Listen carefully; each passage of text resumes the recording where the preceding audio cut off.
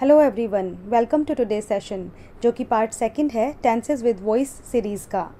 Part first में हमने tenses with simple present tense के active and passive voice detail में डिस्कस किए थे और ये सेशन हम स्टार्ट करने जा रहे हैं प्रेजेंट कंटिन्यूअस टेंस से, जिसे हम प्रेजेंट प्रोग्रेसिव टेंस भी कहते हैं।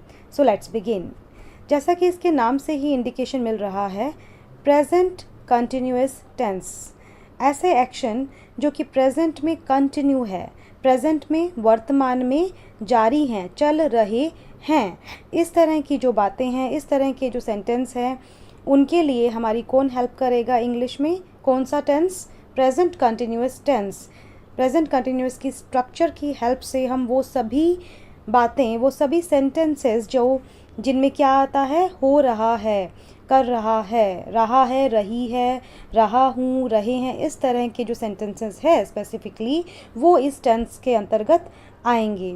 तो आपको अभी आइडेंटिफिकेशन हो गई है कि इस टेंस का यूज़ आपने कब करना है, जब कोई एक्शन कंटिन्यूएशन में है, चल रहा है। तो अब आप ये देखिए कि इसकी स्ट्रक्चर क्या है। ये हमें किस तरह की स्ट्रक्चर प्रोवाइड करवाता है जिसके अकॉर्डिंग हम वो सभी एक्शन, वो सभी सेंटेंसेस इंग्लिश में कन्वर्ट कर सकते हैं जो कि हो रहे हैं। स्ट्रक्चर है subject plus is am are plus verb की first form plus ING plus object. कल थोड़ा सा डिस्कस भी किया था हमने कि सब्जेक्ट एंड ऑब्जेक्ट क्या होते हैं, इज़ एम आर किन के आगे लगता है, तो थोड़ा आइडिया आपको लगता है पहले से ज़्यादा है आज। सो let's begin directly the translation of the sentence जो कि आपके सामने है। जैसे ये सेंटेंस है, फॉर एग्जांपल ये सेंटेंस है जिसका हमें ट्रांसलेशन करना है इंग्लिश में। ये सेंटेंस क्या है? वे एक गीत गा रहे हैं। अब ये सेंटेंस है तो सबसे पहले आपका माइंड कहाँ जाएगा कि इसमें रहे हैं, दैट मीन्स ये कौन से टेंस की कैटेगरी में आएगा? ये आएगा प्रेजेंट कंटिन्यूअस टेंस में। और प्रेजेंट कंटिन्यूअस टेंस की स्ट्रक्चर क्या है? That you can see, this is subject और ये जो आपके सामने लिखी गई है दैट यू कैन सी। अब इसके अकॉर्डिंग हम इसे ट्रांसलेट करते हैं इंग्लिश में। नाउ सी, वे सबसे पहले तो स्ट्रक्चर देखिए आप इंग्लिश वाली, जो कह रही है कि सबसे पहले सब्जेक्ट आएगा। अब हिंदी के सेंटेंस में सब्जेक्ट कौन है, डूअर कौन है? डूअर है वे, डूअर है, सब्जेक्ट है वे। वे को इंग्लिश में क्या कहते हैं? दे। तो सबसे पहले सब्जेक्ट आएगा ना, फर्स्ट नंबर पे देखिए, तो हमने दे लिख दिया। एंड आफ्टर दे ये कह रहे हैं कि सब्जेक्ट के बाद इज, एम, आर में से कोई एक हमें लगाना है। किसके अकॉर्डिंग लगाना है वो डिपेंड करता है कि आपका सब्जेक्ट कौन है। अगर आपका सब्जेक्ट है ही, शी, इट, नेम किसी का कोई नाम या सिंगुलर, तो कौन सी हेल्पिंग वर्ब आएगी? Is. And if the subject is we, you, they और प्लूरल बहुवचन है सब्जेक्ट, देन आर आएगा। एंड आई हमेशा जैसे अलग ही रहता है, कल के रूल में भी हमने देखा था कि आई सिंगुलर होते हुए भी ऐसे ही इसको अपने साथ नहीं लेता है। से सिमिलरली यहाँ भी ये अलग बिहेव कर रहा है। ये कह रहा है कि ना तो मैं इज़ लूँगा ना are, I will take am. तो ये आई के साथ एम आता है और अक्सर आपने सुना और देखा भी होगा। तो इस तरह से ये जो रूल्स हैं हेल्पिंग वर्ब के साथ लगने वाले, ये आपको ध्यान रखने हैं। अब आती है बात की स्ट्रक्चर की, तो स्ट्रक्चर में सब्जेक्ट आ गया। इज़ हमारे में से हमने क्या चूज़ किया? आर, बिकॉज सब्जेक्ट दे है तो दे के साथ आर लगता है। थर्ड नंबर पे क्या है? थर्ड नंबर पे है वर्ब की फर्स्ट फॉर्म। वर्ब क्या होता है? एक्शन। और इसमें क्या काम हो रहा है? गाने का। गाने को इंग्लिश में क्या कहते हैं? सिंग। गाने को इंग्लिश में सिंग कहते हैं। और सिंग की कौन सी फॉर्म लगेगी ये देखिए आप, सिंग की फर्स्ट फॉर्म, और सिंग की फर्स्ट फॉर्म सिंग ही होती है। अब सिंग के आगे क्या लग जाएगा? आईएनजी, तो सिंगिंग बन जाएगा। ठीक है, अब फर्स्ट फॉर्म आईएनजी, सिंगिंग। अब आपको ये भी पता है कि ऑब्जेक्ट, अब आपको ऑब्जेक्ट लगाना ना, प्लस लास्ट में ऑब्जेक्ट आ रहा है, तो ऑब्जेक्ट क्या होता है? अब आपके सेंटेंस में, हिंदी वाले सेंटेंस में देखिए, सब्जेक्ट आ गया है और गा रहे हैं, मतलब एक्शन जो हो रहा है वो भी आपने सिंगिंग बोल दिया है। Then what is left? एक गीत, एक गीत लेफ्ट, और वो क्या है? ऑब्जेक्ट है, तो वो लास्ट में ऑब्जेक्ट क्या आ जाएगा, अ सॉन्ग।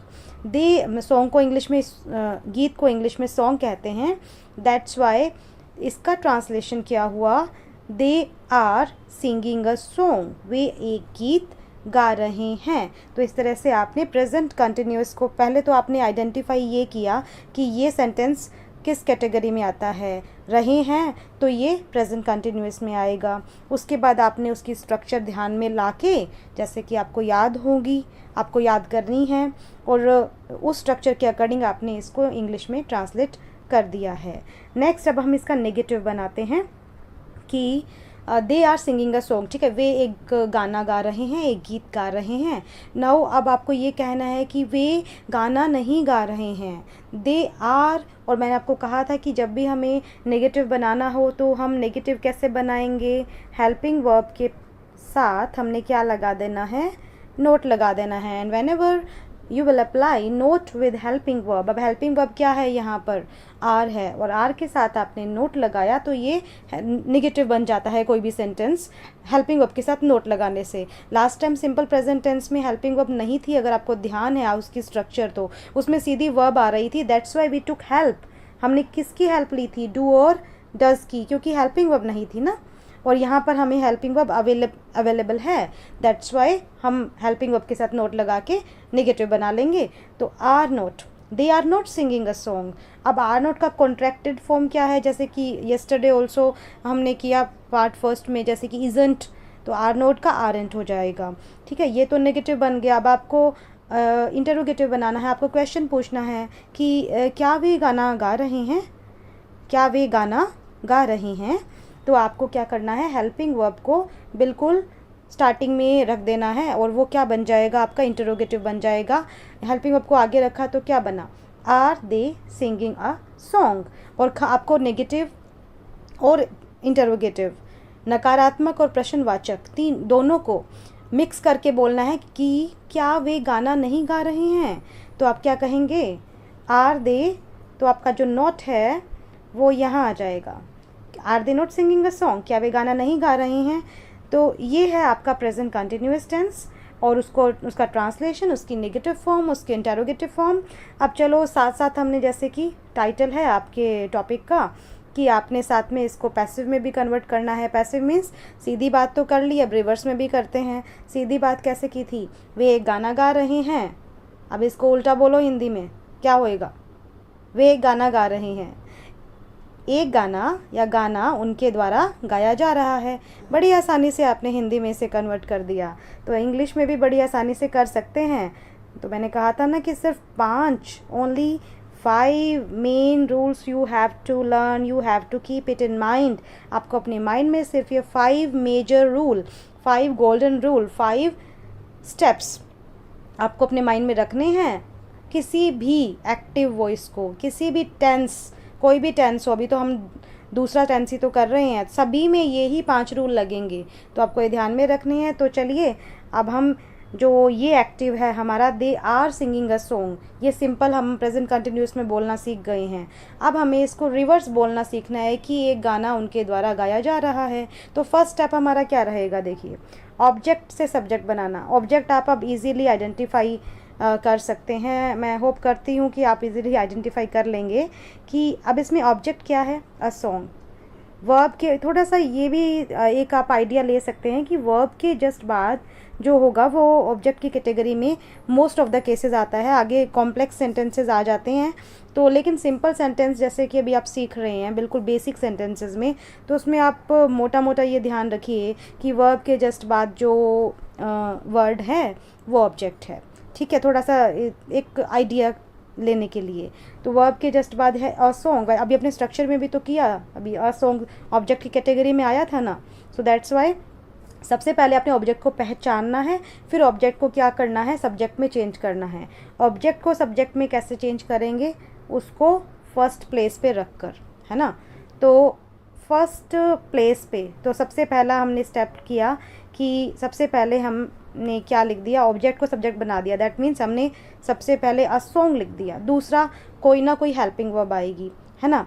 तो हेल्पिंग वर्ब मैंने बताया था कि अगर प्रेजेंट टेंस है, आप पढ़ के एक ब्रॉड कैटेगरी में, आप 3 कैटेगरी में सोचेंगे। कोई भी सेंटेंस आपके सामने आता है, ये मैं सभी सेंटेंसेस की बात कर रही हूँ, थोड़ा सा आप अपना माइंड खुला रख के सोचिए कि कोई भी सेंटेंस मान लो आपके सामने आ गया, तो आपने ये देखना है कि ये प्रेजेंट में है, पास्ट में है, क्या फ्यूचर में है। अब ये जो करंटली आपके सामने जो सेंटेंस है, ये सीधा सीधा प्रेजेंट में ही है। तो प्रेजेंट में है तो इसमें इज़ एम आर में से कोई एक आएगा। अगर सेंटेंस होता पास्ट में से तो वॉज वर में से कोई एक आता। और अगर फ्यूचर में होता आपका एक्टिव वॉइस, तो फिर आपने पैसिव वॉइस में कौन सी हेल्पिंग वर्ब लेनी थी, विल और शैल। तो अब हमारा एक्टिव वॉइस जो है वो किस में है, प्रेजेंट में है।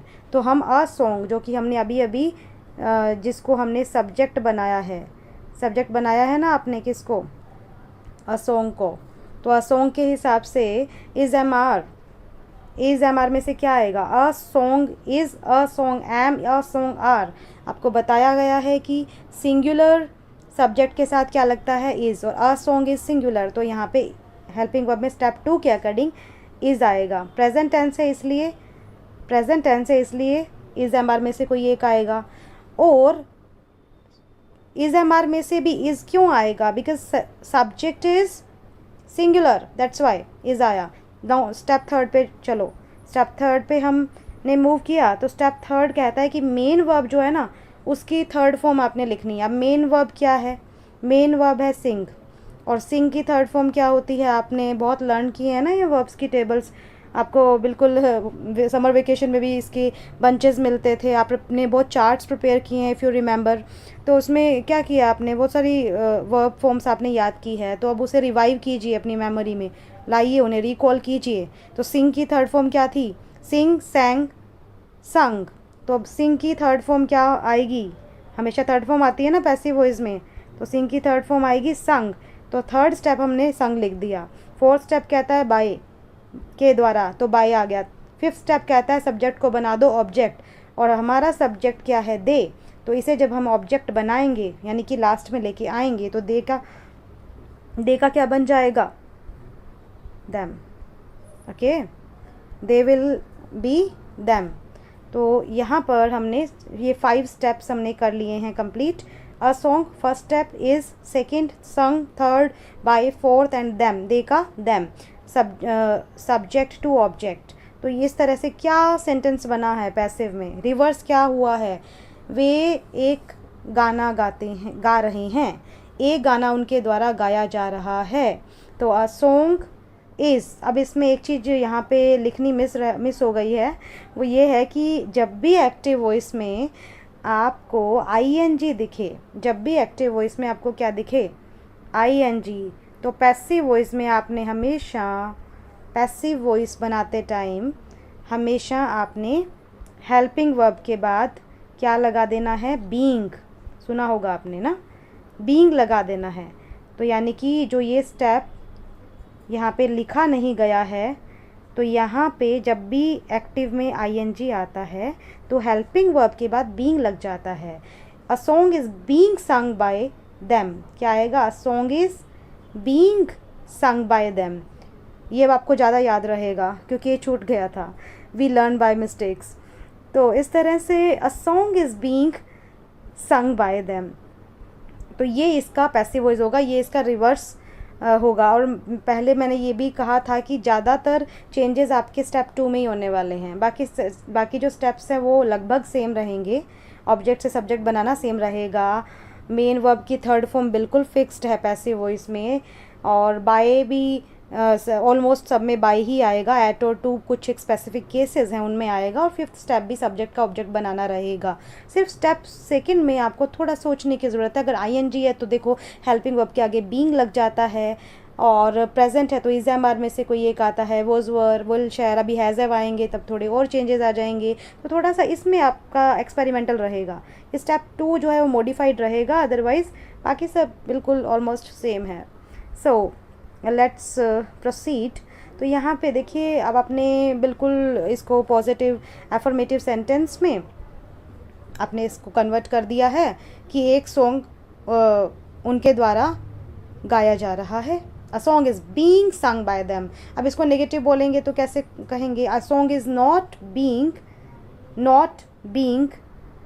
तो नेगेटिव तो सिंपल ही बनता है ना, कैसे बनता है, हेल्पिंग वर्ब के आगे नोट लगा के। सो सीधी सी बात है, हम इसमें इसी सेंटेंस में इसके आगे नोट लगा दीजिए, नेगेटिव बन जाएगा, song isn't sung by them. अब इसका इंटरोगेटिव बनाना है तो वही हेल्पिंग वर्ब को उठा के बिल्कुल फर्स्ट प्लेस पे रख दीजिएगा, तो ये आपका पैसिव में इंटरोगेटिव बनेगा। इज़ अ सॉन्ग बीइंग, यहाँ बीइंग हमारा मिसिंग हो गया है लिखने में, तो वो ध्यान रख लीजिए थोड़ा सा। Is a song being sung by them, तो ये है प्रेजेंट कंटिन्यूअस टेंस और उसका पैसिव वॉइस। तो प्रेजेंट कंटिन्यूअस टेंस में रहे हैं वाले ऑलमोस्ट जो वर्तमान में कंटिन्यूअस में हैं, जारी हैं वर्क एक्शन, वो आएंगे और फिर उनको कैसे ट्रांसलेट करना है, फिर उनको पैसिव में कैसे बोलना है, वो हमने अभी सीखा।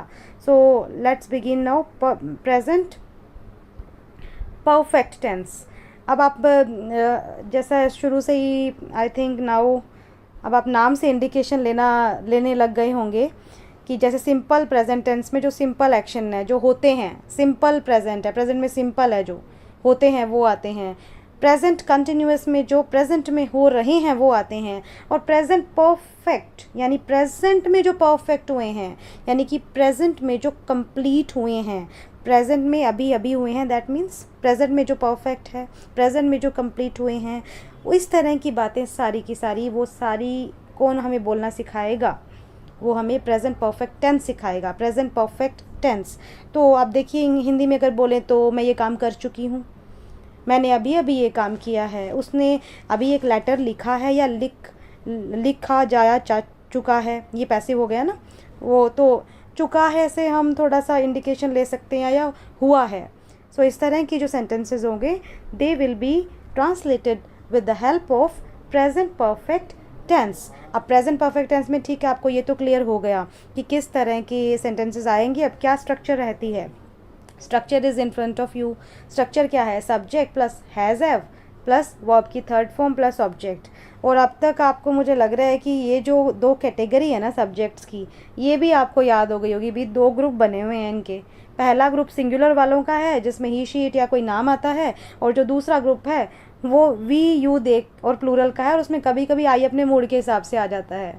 क्योंकि अभी तक सिंपल प्रेजेंट टेंस में आपने किया कि आई कह रहा है कि एस और ई एस मैं नहीं लूँगा, मैं सिंगुलर हूँ फिर भी, तो ये इनके साथ था आई, है ना।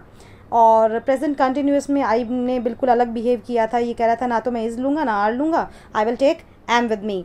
उसके बाद अब जो आई है वो कहता है कि ठीक है मैं वी यू दे के साथ I will keep have with me. तो हैज़ सिंगुलर के साथ आता है, ये आपको याद करने का एक थोड़ा इस तरह से आप याद करें तो थोड़ा आपको रिटेन रह जाएगा। तो हैज़ जो है वो सिंगुलर सब्जेक्ट के साथ आता है, और हैव जो है वो प्लूरल सब्जेक्ट्स के साथ आता है, और आई के साथ भी हैव आता है। तो ये क्लियर हो गया होगा कि आई कैसे डिफरेंटली बिहेव करता है, तो उसमें थोड़ा सा आइडिया रखना पड़ेगा आपको। आई के साथ हैव आएगा दो इट इज़ सिंगुलर। अब ये तो है हैज़ हैव को लगाने के रूल, सब्जेक्ट के हिसाब से हैज़ हैव लगेंगे ना। ये देखिए स्ट्रक्चर में हैज़ हैव है तो हैज़ सब्जेक्ट अगर क्या है सिंगुलर तो हैज़ आ जाएगा, प्लूरल है तो हैव आ जाएगा। Okay, so let's begin now our Hindi sentence. तो जैसे मैंने यहाँ सेंटेंस लिया, कोई भी सेंटेंस जो हो चुका है वर्क, तो उसमें, और हाँ मैं एक चीज़ आपको एक असाइनमेंट देना रह गया, वो असाइनमेंट है ये कि प्रेजेंट कंटिन्यूअस टेंस में आपने एक पैराग्राफ लिखना है, एक पूरा पेज लिखना है। वो आप कोई भी पार्टी का लिख सकते हैं, बर्थडे पार्टी हो रही है, या कोई भी फेस्टिवल का लिख सकते हैं कि आज दिवाली है तो आज हम ये कर रहे हैं। बर्थडे पार्टी हो रही है, मम्मी स्वीट्स बना रही है, भाई ये कर रहा है, बहन ये कर रही है, मैं केक काट रही हूँ। तो सारी की सारी बातें आपने, ये एक टास्क है आपका, एक पेज आपने लिखना है, प्रेजेंट कंटिन्यूस टेंस में लिखना है। सारी बातें इस स्ट्रक्चर में की जाएंगी, ये हो रहा है, वो हो रहा है, ये चल रहा है, वो गा रहा है, दिस एंड दैट। उसके बाद आ जाइए प्रेजेंट परफेक्ट टेंस पे। प्रेजेंट परफेक्ट टेंस पे भी एक असाइनमेंट है जो कि आपने एक पेज लिखना है, और ये it depends totally upon practice. Until you don't practice you will never learn English. तो इसीलिए आपको ये प्रैक्टिस तो ज़रूर करनी ही पड़ेगी। Right as much as you can, speak as much as you can, और स्पीकिंग में देखो टंग प्रैक्टिस बहुत ज़रूरी है। तो बोलना शुरू कर दीजिए अब। ओके एंड आप में से कुछ स्टूडेंट्स बोलना शुरू कर दिया है उन्होंने, and I am happy for them because yes they are improving. तो अब हम थे प्रेजेंट परफेक्ट टेंस पे। इसमें ये जो हिंदी का सेंटेंस मैंने लिया है वह पत्र लिख चुकी है, तो ये सीधा सीधा अभी आपको जो समझाया गया है उसके अकॉर्डिंग कौन से टेंस में आएगा, सिंपल प्रेजेंट में, प्रेजेंट कंटिन्यूअस में, या प्रेजेंट परफेक्ट में? ये आएगा प्रेजेंट परफेक्ट में, क्योंकि काम हो चुका है, काम नहीं, ना तो काम हो रहा है या ना काम होता है, काम हो चुका है। That's why it will come in present perfect tense, सीधा सीधा। और प्रेजेंट परफेक्ट टेंस की हम फिर स्ट्रक्चर की हेल्प ले लेंगे। स्ट्रक्चर कहती है कि सबसे पहले क्या आएगा, सब्जेक्ट आएगा। सब्जेक्ट कौन है इसमें, डूअर कौन है, डूअर है लिख चुकी है, अगर चुका है होता तो ही आता, चुकी है से पता लग रहा है कि द पर्सन इज़ गर्ल, तो हम गर्ल के हिसाब से शी लगाते हैं, शी आ जाएगा। दूसरा स्टेप क्या है, हैज़र है में से एक को हमें सेलेक्ट करना है, तो शी के साथ ये जो रूल आपने देखे, शी के साथ हैज़ लगेगा, तो शी के साथ हैज़ लगाया। थर्ड स्टेप क्या है, थर्ड स्टेप है वर्ब की थर्ड फॉर्म। अब लिखना है, इसमें वर्ब क्या होती है, एक्शन, इसमें क्या एक्शन हो रहा है, लिखने का कार्य हो रहा है। लिखने को इंग्लिश में क्या कहते हैं, राइट कहते हैं। राइट की थर्ड फॉर्म क्या होती है, राइट की थर्ड फॉर्म होती है रिटन, राइट, रोट, रिटन, तो वर्ब की थर्ड फॉर्म रिटन आ गई। और ऑब्जेक्ट क्या है, आपको बताया ही है, सब्जेक्ट और एक्शन को निकाल के जो बचता है वो आपका ऑब्जेक्ट होता है। पत्र, पत्र को इंग्लिश में क्या कहते हैं, अ लेटर। तो इस तरह से आपका ट्रांसलेशन हो गया है प्रेजेंट परफेक्ट टेंस का, कि कैसे हमें बोलनी है ये बात जब हमें कोई ऐसा काम कहना हो कि वो हो चुका है, वो काम हो गया है, अभी अभी हुआ है। She has written a letter, she has written a letter. अब वही नेगेटिव तो आपको बिल्कुल ईजीली आपको अब आप आइडिया लगा सकते हैं कि नेगेटिव बनाने के लिए हमें सिर्फ हेल्पिंग वर्ब के आगे ना नोट लगाना है। तो हेल्पिंग वर्ब क्या है, हैज़, यहाँ पे सीधी सीधी हैज़ और हैव में से कोई एक होगी ना परफेक्ट में, तो हैज़ के बाद नोट लगाया, हैज़ नॉट, और इसका कॉन्ट्रैक्टेड फॉर्म क्या है, हैज़ेंट, हैज़ेंट रिटर्न, बस नोट लगाते ही आपका पूरा सेंटेंस नेगेटिव हो गया। उसके बाद आपने इसको क्वेश्चन पूछना है कि क्या उसने लेटर लिखा है, या क्या वह लेटर लिख चुकी है। तो इसमें आपने क्या कर देना है, हैज़ को फर्स्ट प्लेस पे रख देना है, तो आपका वो क्वेश्चन बन जाएगा कि हैज़ शी रिटन लेटर, और क्या वह लेटर नहीं लिख चुकी है, क्या उसने लेटर नहीं लिखा है, तो नोट कहाँ आएगा, यहाँ पे, has she not written letter. तो इस तरह से ये आपका नेगेटिव और इंटरोगेटिव मिक्स हो गया। So that's why in this way हम ट्रांसलेट कर सकते हैं किसी भी ऐसे सेंटेंस को जो कि हो चुका है प्रेजेंट में। अब आते हैं इसके पैसिव पे देखिए, अब वही रूल सेम है, चेंजेस एक्सपेरिमेंट कहाँ करना है, सिर्फ स्टेप सेकंड में। तो फर्स्ट आप बिल्कुल अब देखें कि क्या है, एक्टिव क्या है, एक्टिव वॉइस क्या था हमारे पास, अ लेटर हैज़ बीन, ये तो पैसिव ही लिख दिया है यहाँ पर सीधा। तो हम एक्टिव किसका बनाएंगे, इसका बनाते हैं ना, she has written a letter, she has written a letter. अब ये एक्टिव में क्यों है, क्योंकि यहाँ पे जो सब्जेक्ट है, डूअर है, वो फर्स्ट प्लेस पे है, सब्जेक्ट एक्टिव है, फर्स्ट प्लेस पे है। सब्जेक्ट कौन है, she is active because she is at first place in this sentence, तो ये एक्टिव वॉइस है। अब इसको पैसिव में बनाने के लिए ऑब्जेक्ट का सब्जेक्ट बनाना है, ऑब्जेक्ट है अ लेटर, है ना, अभी आपने किया ही है। तो सबसे पहले हम किसको रख देंगे, अ लेटर को। दूसरा कोई ना कोई हेल्पिंग वर्ब आएगी, हेल्पिंग वर्ब सीधी सीधी यहाँ पे हैज़ दी हुई है ना, हैज़ है, तो इसमें हैज़ या हैव में से कोई भी एक, स्टेप सेकंड में एक्सपेरिमेंट करेंगे तो प्रेजेंट परफेक्ट टेंस में हैज़ और हैव में से कोई एक आपने हेल्पिंग वर्ब लगानी है। अब आपका सब्जेक्ट कैसा है, आपका जो सब्जेक्ट है वो अ लेटर है, that's why a letter singular है, और सिंगुलर के साथ हैज़ लगता है, ठीक है, तो इसीलिए हैज़ है। अगर सपोज़ कीजिए यहाँ पे होता कि शी हैज़ रिटन लेटर्स, क्या होता, शी हैज़ रिटन लेटर्स। अब लेटर्स क्या है, लेटर्स क्या है, प्लूरल है, और प्लूरल होता तो क्या आता यहाँ पे पैसिव में, लेटर्स, यहाँ पे आता लेटर्स, और लेटर्स के आगे क्या आता, हैव, लेटर्स प्लूरल के साथ हैव आता है, that's why letters have been written by her होता। अब अ लेटर है तो हैज़ ही आ गया। अब थर्ड स्टेप क्या है, थर्ड स्टेप मेन वर्ब की थर्ड फॉर्म, तो मेन सबसे पहले हमने क्या किया, she has written a letter. मैं इसे लिख ही देती हूँ इसके सामने, screen is shaking. She has written a letter. जैसे ये आपका एक्टिव वॉइस है ना, तो इसमें आपने अ लेटर ऑब्जेक्ट है, इसको आपने फर्स्ट प्लेस पे रख दिया। सो दूसरा जो आपका रूल कहता है कि अ लेटर के बाद आप लगाइए helping verb. A letter singular तो हैज़ लग गया। और फिर जब भी आपको, जैसे उसमें आईएनजी में बीइंग आया था ना, एक नया एडिशन हुआ था कि जब भी आईएनजी होता है तो मेन वर्ब से पहले बीइंग लगता है। वैसे ही जब भी सेंटेंस में हैज़ या हैव आएगा तो मेन वर्ब से पहले क्या लगेगा? बीन। ये आपने ध्यान रखना है, ठीक है। तो हैज़ बीन। अब यहाँ वापस वही रूल है, मेन वर्ब क्या है? राइट, तो राइट की थर्ड फॉर्म रिटर्न हो जाएगी। बाय फोर्थ रूल है, एंड शी सब्जेक्ट का ऑब्जेक्ट। तो शी को जब आप ऑब्जेक्ट बनाएंगे, लास्ट में लेके जाएंगे, तो शी का हर बनता है, ही का हिम, आई का मी, दे का देम, दिस। ये आपको थोड़े याद करने पड़ेंगे, and you can learn it from any book, any grammar book. Concept आपका ये क्लियर होना चाहिए, बाकी रूल्स तो आपने लर्न करने ही हैं। तो इस तरह से आपने पैसिव बना लिया है कि उसने लेटर लिख लिया है, वह लेटर लिख चुकी है। और पैसिव क्या होगा? लेटर उसके द्वारा लिखा जा चुका है। तो ये देखिए, आपने इंग्लिश में भी इसको सही बिल्कुल सही बोल दिया है, लिख दिया है पैसिव वॉइस के 5 रूल्स की हेल्प से कि अ लेटर हैज़ बीन। जब भी हैज़ हैव आएगा तो पैसिव वॉइस में बीन आएगा, और वर्ब की तो थर्ड फॉर्म हमेशा होती ही है। तो a letter has been written by her. अब इसका नेगेटिव बनाइए, तो नेगेटिव कब बनता है? जब भी हेल्पिंग वर्ब के बाद हम नोट लगा देते हैं, तो हैज़ के बाद नोट लगा दीजिए। A letter hasn't, contracted form hasn't been written by her, and if you want to make its question, तो ये हैज़ को उठा के बिल्कुल फर्स्ट प्लेस पे रख दीजिए। Then it will be converted into question form, has a letter been written by her। और अगर दोनों मिक्स करने हैं तो has a letter not been written by her. तो इस तरह से ये हम तीनों तरह की बातें पैसिव में भी हम कन्वर्ट करना सीख गए हैं, और एक्टिव में भी बात करना सीख गए हैं।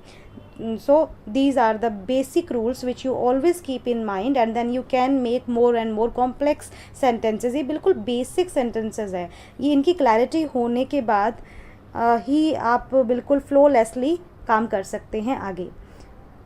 Next we are going to begin next tense. तो ये था हमारा प्रेजेंट परफेक्ट टेंस। अब हमारा जो आज का जो लास्ट टेंस हम डिस्कस करने वाले हैं, that is present perfect continuous tense. अब इसके नाम में देखिए, आप कहेंगे कि मैम इसमें तो परफेक्ट भी आ गया एंड कंटिन्यूस भी आ गया। Now what is this? Perfect भी है और कंटिन्यूस भी है, पूरा भी हो चुका है और कंटिन्यूएशन में भी है।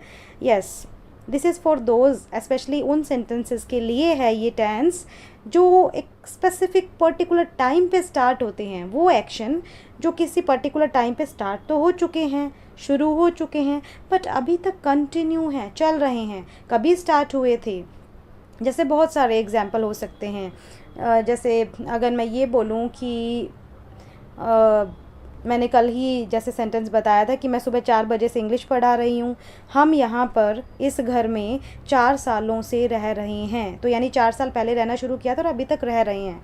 तो वो एक्शन जो स्पेसिफिक टाइम पे शुरू हुए थे, इसमें टाइम गिवन होता है। ये इसका सबसे बड़ी आप इसमें पहचान कह सकते हैं कि जब भी हमें टाइम्स के रेफरेंस या टाइम की किसी टाइम से स्टार्ट करके कोई काम बोलना हो और जो अभी तक कंटिन्यू है, हम अक्सर बोलते भी तो हैं कि हम 4 सालों से यहाँ रह रहे हैं, मैं 4 साल से इस कॉलेज में पढ़ रही हूँ। बिल्कुल सामान्य से सेंटेंसेस हैं, तो इनको हमें ज़रूरत पड़ती है इंग्लिश में कन्वर्ट करने की। उसके लिए हमारी हेल्प करता है प्रेजेंट परफेक्ट कंटिन्यूस टेंस। ये बिल्कुल अलग तरह के सेंटेंसेस है और इनको आप दूसरी स्ट्रक्चर्स की हेल्प से नहीं कन्वर्ट कर सकते, तो अर्थ अलग निकल जाता है ना। वो तो क्या बताते हैं, अभी तक हमने 3 टेंस किए हैं, वो बताते हैं कि कोई काम होता है, कोई काम हो रहा है, या फिर कोई काम हो चुका है। और ये बिल्कुल अलग है जिसमें हम कोई टाइम से शुरू तो हो गए और अभी तक काम कर रहे हैं। सो इस तरह के सेंटेंसेस के लिए हमारी हेल्प करेगा present perfect continuous tense. Now example is in front of you, और ये स्ट्रक्चर है इसकी, इसे 1 बाय 1 हम डिस्कस भी करेंगे। तो अब देखिए, ये जो सेंटेंस है, ये सेंटेंस आप पढ़ते ही आपके माइंड में आ जाना चाहिए कि बिल्कुल ये प्रेजेंट परफेक्ट कंटिन्यूस टेंस का सेंटेंस है और इसके लिए हमारी यही टेंस हेल्प करेगा। वह इस कॉलेज में 4 साल से पढ़ा रही है। 4 साल से पढ़ा रही है, एक टाइम से पे काम शुरू हुआ था, अभी तक चल रहा है, परफेक्ट कंटिन्यूअस है। तो चलो इसे अब ट्रांसलेट करते हैं अकॉर्डिंग टू द स्ट्रक्चर। सबसे पहले सब्जेक्ट आएगा, वह पढ़ा रही है, तो मतलब सब्जेक्ट कौन है, शी है, तो शी आ जाएगा। फिर उसके बाद हैज़, हैव, बीन। अब शी के हिसाब से हैज़ आएगा कि हैव आएगा। I hope that now you will have no confusion in this. आपको कोई डाउट नहीं होना चाहिए इसमें कि यस हैज़ आएगा। तो हैज़, बीन, बीन स्ट्रक्चर में है तो स्ट्रक्चर में है तो बीन हैज़ हो चाहे हैव हो लगेगा ही लगेगा। फिर नेक्स्ट स्टेप है वर्ब की फर्स्ट फॉर्म एक्शन। एक्शन क्या हो रहा है, पढ़ाना। पढ़ाने को इंग्लिश में क्या कहते हैं, टीच। टीच की फर्स्ट फॉर्म टीच। टीच के आगे आईएनजी, टीचिंग बन गया। फिर उसके बाद ऑब्जेक्ट आएगा। ऑब्जेक्ट क्या होता है, सब्जेक्ट को निकाल दो, एक्शन को निकाल दो, तो जो चीज़ बचती है दैट इज़ ऑब्जेक्ट।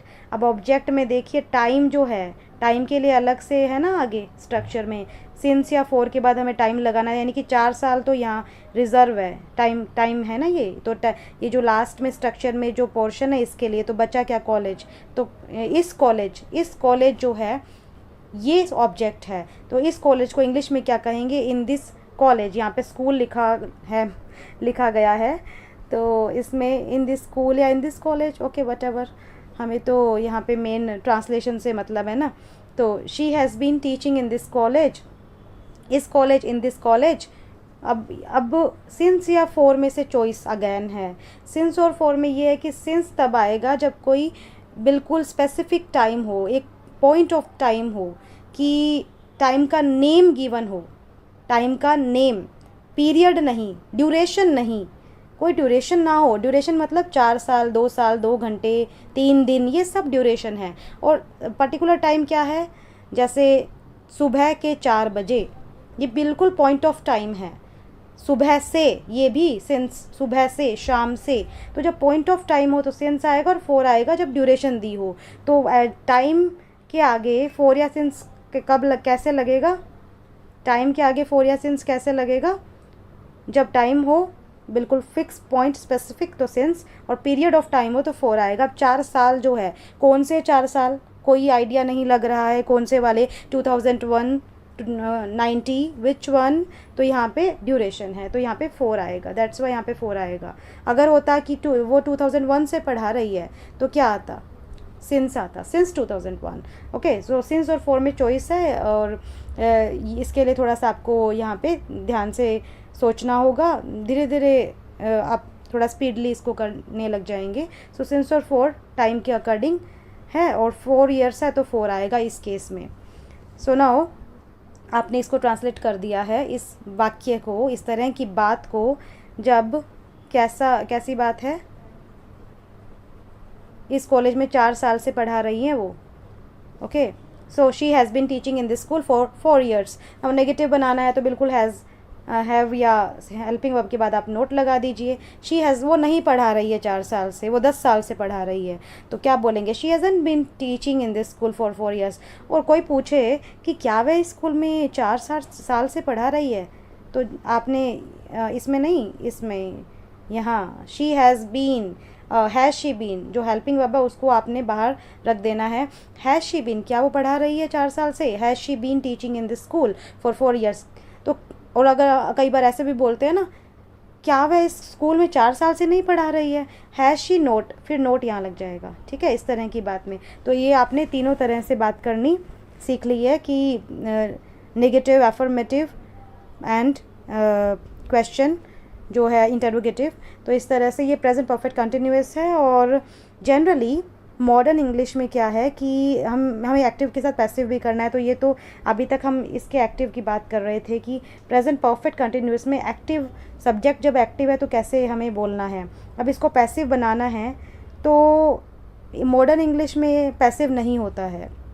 इंग्लिश में, मॉडर्न इंग्लिश में इसको हम रिवर्स नहीं बोलने के कोई रूल्स एंड रेगुलेशंस नहीं बताए गए हैं, और वो ये कहते हैं कि it's not possible in English. लेकिन मैं आपको एक एग्जांपल बता देती हूँ कि जैसे कि मैंने लिखा है यहाँ पे कि माइकल स्वान एक फेमस ग्रामरियन है, जिनकी एक बुक है प्रैक्टिकल इंग्लिश यूसेज, उसके पेज नंबर 458 में माइकल स्वान ने, और ये जो बुक है ये ऑक्सफोर्ड यूनिवर्सिटी प्रेस द्वारा पब्लिश्ड है, इस बुक में इन्होंने एक पॉसिबिलिटी दी है कि इफ़ रिक्वायर्ड, अगर रिक्वायर्ड है तो हम इस सेंटेंस को, वैसे तो आपको नहीं मिलेगा, ये कहीं नहीं मिलेगा, आपको ये मना ही किया जाएगा, किसी भी ग्रामर बुक में कहा जाएगा कि नहीं पॉसिबिलिटी, इसका पैसिव नहीं होता है, आप सिर्फ फर्स्ट थ्री को रिवर्स करके बोल लीजिए इंग्लिश में, एंड इसका नहीं है, इसको तो बच्चे खुश भी हो जाते हैं कि ठीक है चलो इसके पैसिव के रूल्स तो कम से कम थोड़े कम याद करने पड़ेंगे, बट फिर भी ये लैंग्वेज है तो हम इसको सीधा उल्टा दोनों तरह से बात करने सीखें तो अच्छा लगता है, that we know each and every way of speaking, writing and whatever. So इस तरह से माइकल स्वैन ने एक पॉसिबिलिटी दी है पेज नंबर 458 इस बुक के प्रैक्टिकल इंग्लिश यूसेज, जो इनकी बुक का टाइटल है, इसमें इन्होंने कहा है कि इफ़ रिक्वायर्ड तो हम बीइंग लगा के इसको पैसिव वॉइस में कन्वर्ट कर सकते हैं इन सेंटेंसेस को। जैसे कि मैंने यहाँ पे एक सेंटेंस लिखा है इस टेंस में, he has been writing an article for an hour, वो 1 घंटे से एक आर्टिकल लिख रहा है, तो ये ठीक है, ये एक्टिव वॉइस है, ये तो हमने प्रेजेंट परफेक्ट कंटिन्यूअस टेंस की हेल्प से लिख दिया। अब इसका जो पैसिव है वो नहीं होता है वैसे जनरली, लेकिन माइकल स्वान कहते हैं कि आप बीइंग लगा के, रिक्वायरमेंट हो तो आप यहाँ पे बीइंग लगा के आप इसे पैसिव बना सकते हैं बीन के बाद। यहाँ पर बीन बीइंग दोनों आ गए ना, देखो बीइंग कब आता है वैसे, अगर आपको थोड़ा रिमाइंडर के लिए मैं कह रही हूँ। अब आपको ये बात तो क्लियर हो गई है ना कि इसका पैसिव नहीं होता है, but there is a possibility आप बीइंग लगा के इसको, माइकल स्वान ही कहते हैं, ये आप हर जगह मत यूज़ करने लग जाना, because everybody will not correct it, because generally modern English में इसको एक्सेप्ट नहीं किया गया है, दैट्स वाई। तो उसके बाद अब मैं ये कह रही थी कि देखो दोनों चीज़ें यहाँ पे मिक्स हो गई हैं। बीइंग कब लगता है, प्रेजेंट कंटिन्यूअस में जब उसका पैसिव बनाते थे तो आईएनजी की जगह बीइंग लगाते थे, और प्रेजेंट परफेक्ट में जब पैसिव बनाते थे तो हैज़ हैव के बाद बीइंग लगाते थे, इफ़ यू रिमेंबर। तो ये दोनों मिक्स हो गए हैं, देखिए यहाँ, इंटरेस्टिंग है ना। तो इस तरह से ये था आज का सेशन जिसमें हमने प्रेजेंट टेंस कंप्लीट कर लिया है, and from the next session we are going to start past tense. I hope that you have understood well, and until you don't write and practice you will not understand it well. So मैं आपसे यही request करूँगी, and I hope, I expect कि आप लिखेंगे तो first तो आप जैसे किसी पार्टी या फेस्टिवल पे लिख सकते हैं, सेकंड जो है वो प्रेजेंट परफेक्ट है, कोई काम हो चुका है तो आप एक इस तरह की सिचुएशन सोचिए कि जैसे आप घर पहुँचे तो सारा काम हो चुका है, आपकी मॉम ने क्या काम कर दिया है, पापा ने क्या काम कर दिया है, जैसे आप कोई टास्क देके गए थे तो ये हो चुका है, वो हो चुका है, आप घर जैसे ही पहुँचे, तो इस तरह की सिचुएशन क्रिएट करके आप इसमें ये एक पैराग्राफ प्रेजेंट परफेक्ट टेंस में लिख सकते हैं, और वैसे ही प्रेजेंट परफेक्ट कंटिन्यूअस टेंस में भी आप एक पैराग्राफ ज़रूर लिखिएगा। उसमें आप सिचुएशन इस तरह की, जैसे मैं यहाँ पे 4 सालों से रह रहा हूँ, ये यहाँ पे 2 साल से यहाँ पे जॉब कर रहा है, ये इसको इतने साल हो गए हैं, या इस तरह से आप all are very creative, so you will make it better. तो इस तरह से ये सेशन आज का कंप्लीट हो गया है, और आपको प्रैक्टिस करनी है, आपके पैराग्राफ्स आपके डायरी या नोटबुक में होने चाहिए, and we are going to start in the next session the past tense. Until then, keep learning and have a nice day. Thank you for